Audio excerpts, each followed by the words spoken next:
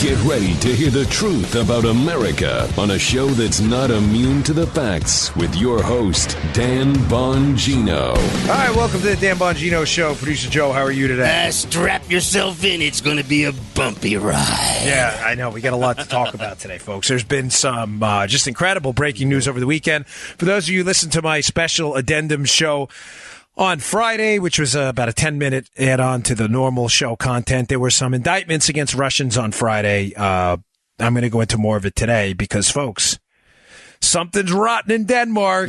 Yeah.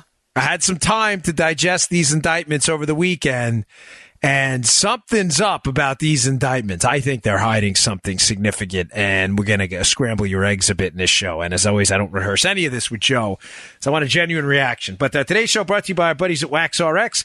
Hey, when your ears aren't clean, they can get really uncomfortable. They itch, they're painful, can get plugged up, making it harder to hear.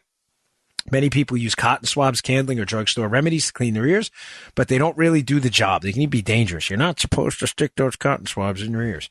Now you can get a real solution for stubborn earwax, the Wax RX earwash system. Joe loves this, by the way, because Joe has Joe, right? Because Joe, this is an issue for you all the time. My ears are horrible. Mine too. The Wax RX earwash system is doctor-developed and works safely when other products fail. The Wax RX system is the method physicians trust the most, and it's just like the system they use in their own offices. Wax RX comes with everything you need to safely clean out earwax and condition your ears conveniently at home for less than the cost of a doctor's visit. You don't want to have to go to the doctor. The doctor-developed Wax RX system uses special wax softening drops, and it breaks down the earwax inside your ear. It has a specially engineered pump fitted with a unique tip to gently deliver the perfect amount of cleansing pressure to flush wax away. Finally, the pH-conditioned formula rinses and soothes your ears, making for the ultimate, most complete earwax removal system available. Thanks for supporting our sponsors. It's a great company. Love these guys. Visit GoWaxRx.com. That's GoWaxRx.com. Order your reusable earwash system today. I'll give you a promo code. We always love those. Dan, my first name, D-A-N.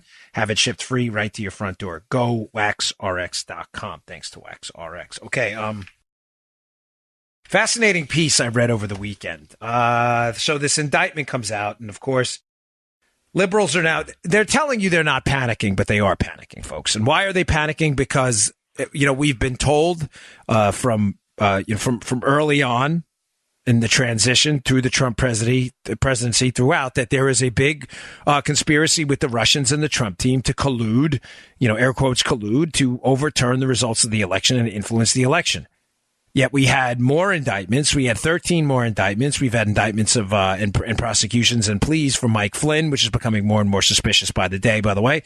Paul Manafort. We've had George Papadopoulos. And we still, folks, have not seen any evidence of collusion. Boom. Nothing. Now, here is what's unbelievably suspicious about this indictment, the Manafort indictment, and other ones. There is still no conspiracy to collude to overthrow an election in any of these indictments. Now, you may say, but Dan, there were 18 U.S.C. 371. Manafort got charged with conspiracy. The Russians here got charged with conspiracy. But, folks, I have to take this show slowly today because you can probably tell I'm getting really frustrated here. Yeah. I have to deal with, this is my job. I have to deal with liberals all day. So I'm not whining. I love what I do. But I have to deal with them all day on social media, on emails I get to my email because I give out my email. They just won't let it go. There is the conspiracy charged, 18 U.S.C. 371, both in the indictment on Friday of the 13 Russians for meddling in the election and the conspiracy charge leveled against Paul Manafort. Mm-hmm. Make absolutely no mention of a conspiracy, criminal conspiracy, with any knowing participants of the Trump campaign. Folks, as I've said now repeatedly, how can you conspire and not know you're conspiring? How can you unwittingly collude? Rosenstein, I'm repeating this for a reason. It's going to make sense in a second. Mm-hmm. Rosenstein was crystal clear, the deputy attorney general, at his press conference on Friday, Joe. Yes. Was crystal clear that no Americans were knowingly involved in this effort by the Russians to buy Facebook ads and to cause chaos. How can you unwittingly and unknowingly conspire? You can't. You can't. But you have to understand, we are living in a fantasy land with liberals. They are so deranged. They are not all of them. I'm talking about the ones committed to this collusion thing, but there's no collusion. They will not let it go. Now, there's a great piece. I think I'm going to say, if I'm saying his name wrong and you're listening, John, I'm sorry. John Hindraker, I'm not really sure if that's how you say his name. Bottom line is there's a piece he has on Powerline blog that's a really good one. It'll be in the show notes today.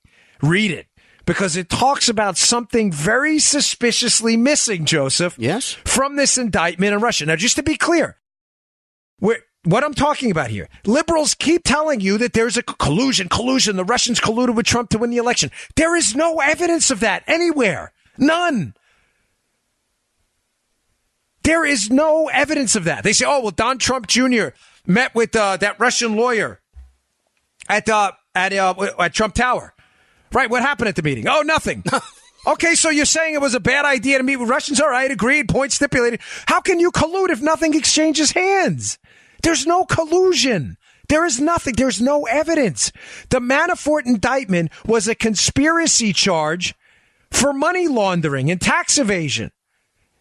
It was not a conspiracy to collude to win an election. It had nothing to do with the Trump team at all. It had to do with some money, Joe, that Manafort made from his dealings with the Ukraine government that they allege he laundered and that they allege he didn't pay taxes on. Do you understand that? Yeah. That has nothing to do at all with a Trump team effort to collude with Russians to win the election. Now, the Dems are panicking here. Yeah. Because the Mueller, and folks, I'm sorry, but I have no faith in Bob Mueller anymore.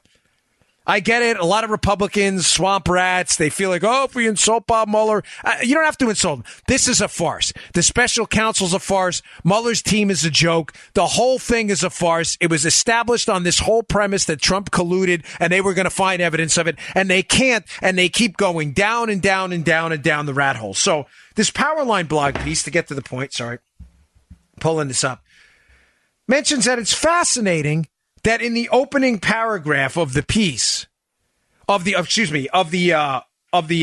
prosecuting document, Joe, by Mueller against the Russians, it talks about how it's against the law for foreign nationals to spend money to influence U.S. elections. I'm reading from the piece here, or for agents of foreign countries to engage in political activities without registering. But no one in the indictment's actually charged with any of that. As a matter of fact, Joe, interestingly enough, what is it, 18 U.S.C. 30121, which says here, it is prohibited and unlawful for a foreign national, directly or indirectly, let me just go to C, because this is where it obviously happened, right, to make an expenditure, independent expenditure or disbursement for an electioneering communication.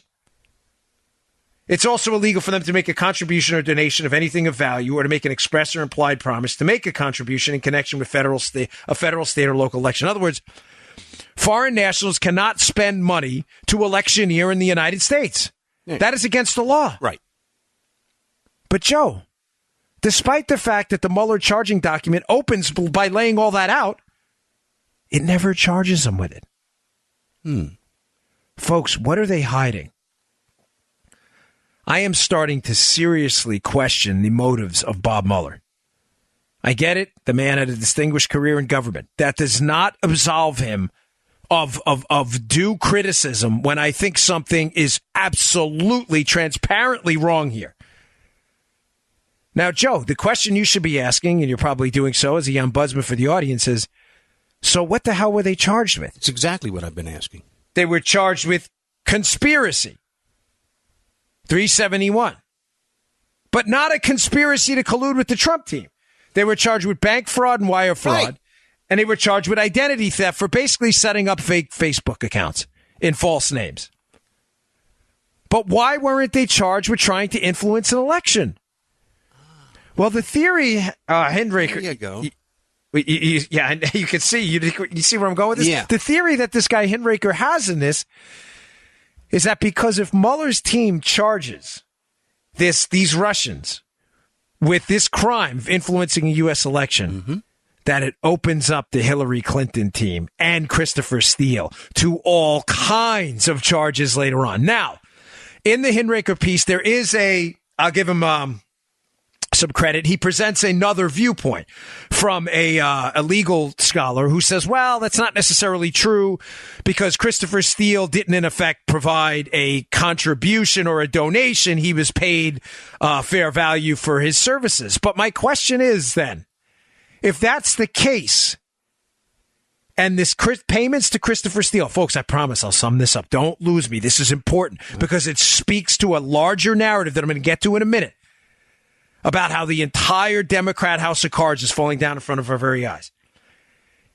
If the payments to Steele, Joe, were entirely legitimate through Fusion GPS and Hillary, then why didn't Hillary pay Fusion GPS directly? Why did they go through a law firm first and launder it as legal services? Why? What I'm telling you folks here, and let me be fair here, I am speculating a bit. I am giving you a bit of opinion. I've got some quality sources, but I haven't been led completely down this path where I'm absolutely confident what I'm saying. I'm just going to be, because I don't like that. But I'm telling you based on a collection of evidence, things I've seen based on the Manafort indictment, the failure at any point for anyone to plead guilty to a conspiracy to collude to overthrow an election or to engage in influence a foreign election. Nobody's pled guilty to that. There is no evidence of that. I'm starting to believe that the Mueller probe is hiding something. And what I think they're hiding is there is a more detailed and layered arrangement between Hillary, Fusion GPS, and Russian sources of information that we're being led on to believe. Now, let me wrap this up. That may be the reason that they did not indict these Russians for influencing a U.S. election. Just to be clear, because, Joe, it opens up Pandora's box for Hillary and her team then to be indicted as well for basically paying a foreign national to gather information from the Russians to, in fact, influence a U.S. election. Listeners, we all got that. We're with you, Dano. Okay, and it's a brilliant. And by the way, I like this piece because I always like when they give you point counterpoint. He says, hey, listen, I was contacted by another legal scholar, like I said, who disagrees, and here's why. And he lays it out. But, folks, that is a fascinating premise. What else are they hiding here? Now, I'm going to take you further down the rabbit hole. So just to be clear, and again, I beg your forgiveness for walking through this stuff slowly, but I do not want you to leave this episode in any way confused about where I'm going or what I'm saying. I'm going to tell you what I'm going to tell you. I'm going to tell you, and then I'm going to tell you what I told you. Cool. The indictments in this case so far, liberals are always celebrating these indictments. Look, we got Manafort, we got Papadopoulos, we got Flynn, we got 13 Russians. Ladies and gentlemen, the entire liberal credo here, their life ethos is that Trump colluded with the Russians to win the election. None of these indictments say that. Ladies and gentlemen, just read them. It doesn't say that anywhere. It says Russians meddled in our election. Mm-hmm. By the way, on behalf of Hillary in many cases, just read line 53 in the indictment on Friday. Just read it. It's in the show notes on Friday. Just read it. Line 53, where they talk about support Hillary, support American Muslims. That was one of the groups that the Russians paid for to knock Trump. So the Russians were paying to hurt Trump and to help Trump, to hurt Hillary and to help Hillary. Mm-hmm. Because as I've said repeatedly, the Russians engage in mutually assured information destruction. They want chaos. Now, what I'm telling you is this Friday indictment, as I've gone through it on the weekend and read multiple pieces on it, I think this Hinraker guy is onto something. That the reason they did not charge these guys with the crime they talk about, opening up their own legal charging document, they did not charge them with trying to influence an election as foreign nationals. 30121. Which is... Sorry, folks. It's just... I'm wondering, after listening to this, how you can charge them with that. Well, I'm glad you said that, because that leads us to point number 2 here. And point number 2, I was just reading through a piece, folks. I'm sorry, I don't mean to sound distracted. I'm glad you said that, Joe. But because I believe they're covering something, folks. The 30,000 missing emails. The entire premise of the story to begin with, that the DNC was hacked, Trump colluded with the Russians.